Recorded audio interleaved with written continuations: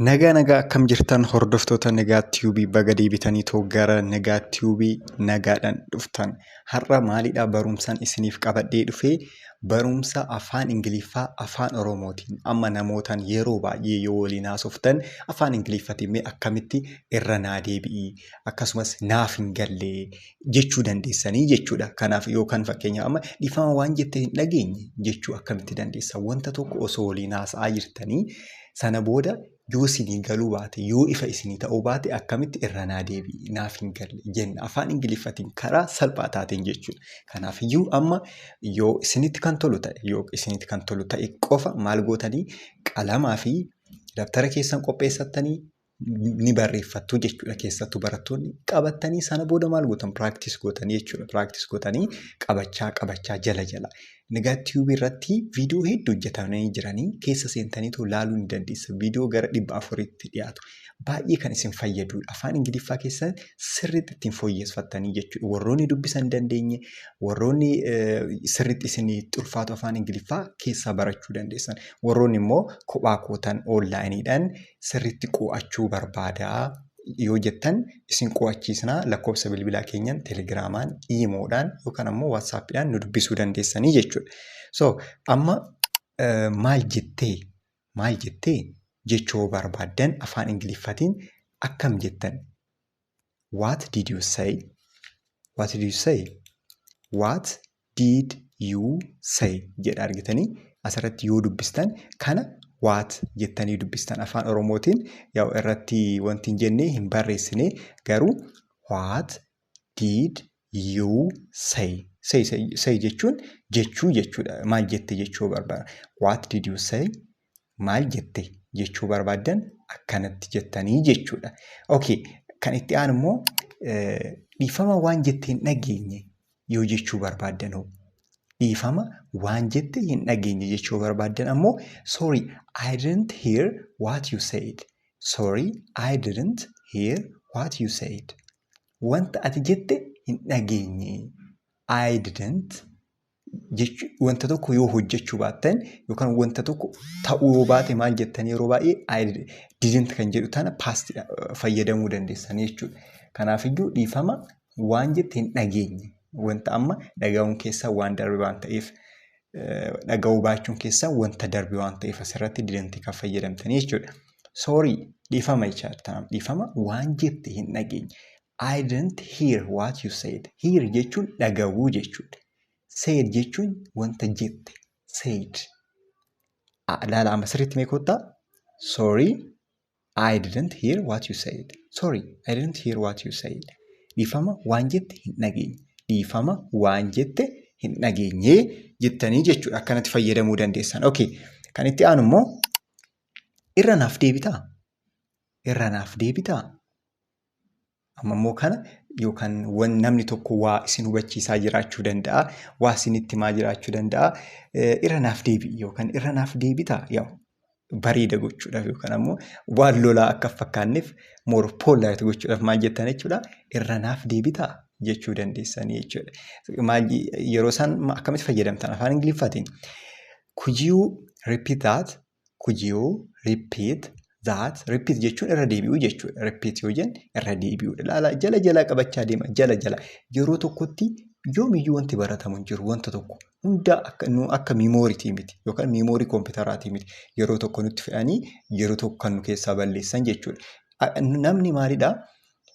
Amma fakkeenyaaf kompiitara yeroo tokko irratti fe'uu dandeessanii yeroo tokko irraa balleessuu dandeessan. Namni immoo akkasii miti. Yeroo tokkollee irratti fe'uu hin dandeessanii yeroo tokkollee immoo irratti irraa balleessuu hin dandeessan. Amma isin wanta beektan tokko akkam ofirraa balleessuu dandeessanii nam balleessaa osoo jettanii jechuudha. Amma fakkeenyaaf miimoorii badaa yoo qabaattan yookaan ammoo wanta tokko laayifii keessan keessatti wanti isin yaadachuun barbaanne tokko osoo isin mudateeyyuu haquu hin dandeessan akka salphaatti jechuudha. Akka kompiitara amma dileetii yoo godhame yookaan foormaata yoo godhame irraa bada. Nama garuu maal yoo irratti illee barreessuudhaaf hin ulfaata. Akkasumas suuta qabataa deemaa jechuudha. Akkasumas irraallee baduudhaan hin ulfaata. Kanaafiyyuu suuta jala qabachaa deemtanii jechuudha. Okay, bareeda. Irra naaf deebii could you repeat that kan jedhu laallee amma immoo kan itti aanu maalidhaa? Maaliyyuu kan naan jettee turte? maaliyyuu yookaan maalii kan naan jettee turte. Maaliyyuu yeroo baay'ee nu kana waan fayyadamnuuf maaliyyuu maybe iddoo garaagaraatti kana fayyadamuu baachuu dandeessan. Maaliyyuu kan naan jettee turte yoo irraanfattan amma wanta tokko wanta namni sun siniin jedhe yoo irraanfattan what was that you said? What was that you said? What was that you said? What was that you said? Maaliyyuu kan naan jettee turte jechuu yoo barbaaddan jechuudha. Okay, the next one is dhiifama yaadni isaa naaf hin galle. Amma immoo namoota waliin osoo haasa'aa jirtanii yaadni sun immoo isinii galuu baachuu danda'a. Namni sun maalaas waa'ee maalii taasa'aa jira namichi kun jettanii sammuu keessan keessatti yaaddanii sana booda maal jettanii gaafachuu dandeessan. Amma fakkeenyaaf afaan Oromootiin dhiifama yaadni isaa naaf hin galle maal jechuu akka barbaade jechuudha. Sorry, I didn't get that. Yookaan naaf hin galle hin arganne aayidiyaa isaa maaliif akka ta'e hin arganne jechuudha. Amma waa'ee maalii akka haasa'u naaf hin galle. Sorry, I didn't get that. Sorry, I didn't get that. Namni tokko waa'ee wayii sitti himaa hin arganne aayidiyaa isaa yookaan yaada ijoo isaa hin arganne. Sirriitti osii galuu baate maal jette? Sorry, I didn't get that. Get that. I did not get that. Sorry, I did not get that jechuu dandeessaa jechuudha. Okay, bareeda. Inni biraa immoo maalidha? Inni dhumaa mee irra deebi'i. Mee irra deebi'i jedhi. Mee irra deebi'i jedhi.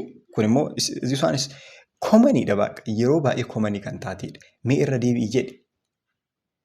Say that again. Say that again. Mee irra deebi'i jedhi. Again jechuun ammallee irra deebi'u jechuudha. Again. Irra deebi'u jechuudha. Say that again. Say that again. Maal jechuudha? San irra deebi'i jedhimee jechuu barbaaddan akkanatti fayyadamuu dandeessanii. Yookaan ammoo more polite gochuudha. Can you say that again? Isa irra deebitee jechuu dandeessaa? Can you say that again? Yoo jettan karaa kanaan fayyadamuu dandeessanii jechuudha.